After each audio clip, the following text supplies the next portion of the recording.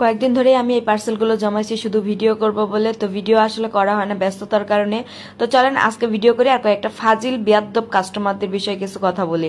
আসলে তাদেরকে বেয়াদ্দব বললেও কম হয়ে যাবে। অন্য অন্য ওনাররা বা যারা হচ্ছে পেজ চালায় তারা যেভাবে ওয়াশ করে দেয় সেভাবে ওয়াশ করলে যদি এদের মানুষের সাথে ভালো ব্যবহার করে ভালো কথা বলে কখনোই কাজ হবে না। এত করে বলি যারা বোরকা নিবেন না তারা আমাদের সময় নষ্ট করবেন না, কারণে বোরকাগুলো অর্ডার করবেন না। এই যে একটা প্যাকেট, এটা দেখে নেয়, কোয়ালিটি রিসিভ করে নেয়, যেভাবে অর্ডার করছে ওইভাবেই রিটার্ন করছে। এত বেয়াদ্দব আর ফাজিল কাস্টমারদের এবার থেকে আমিও চিন্তা করছি যে প্রত্যেকটা কাস্টমারের নাম ধরে ধরে বলবো, জায়গা এলাকা সবকিছু বলবো আর ভিডিও করব। এদের একদম মান ইজ্জত শেষ করে দিব। চিন্তা করা যায় 750 টাকা অফারে বোরকাগুলো অর্ডার করে 3টা বোরকা অর্ডার করছে, 3টা বোরকায় রিটার্ন করছে, রিসিভই করে নাই। আরে ভাই তোর কাছে টাকা নাই, তুই অর্ডার করছিস, তুই নিতে পারবি না, তুই কেন অর্ডার করবি?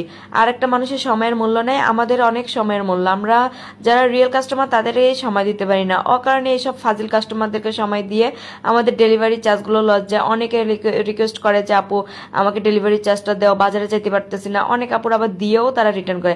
আরে ভাই আমার কথা হচ্ছে তুমি যদি নাই নাও তাহলে কেন বা তুমি অর্ডার করবা? মানে ভিডিও দেখে লোভ সামলাইতে পারে না, অর্ডার করে ফেলে।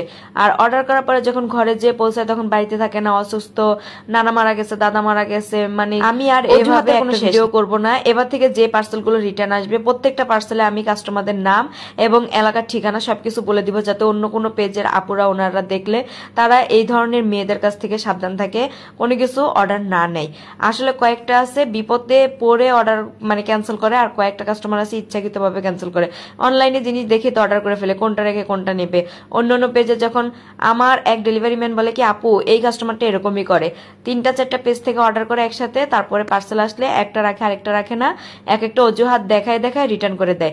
আবার কিছু আপুরা তো আছে মানে তাদের কি বলবো, মানে মুখের ভাষা খারাপ করলেও হয় না বা না করেও পারি না। তো ওনারা ইচ্ছাকৃতভাবে 3টা 4টা 2টা করে বোরকা অর্ডার করবে, করার পরে যখন বাড়িতে ডেলিভারি ম্যান যাবে তখন তারা দেখে যেটা ভালো লাগবে ওটা রাখবে, বাকিগুলো রিটার্ন করবে। মানে নবাবজাদা, এক একজন হচ্ছে নবাবজাদা আর আমরা হচ্ছে তাদের চামচা।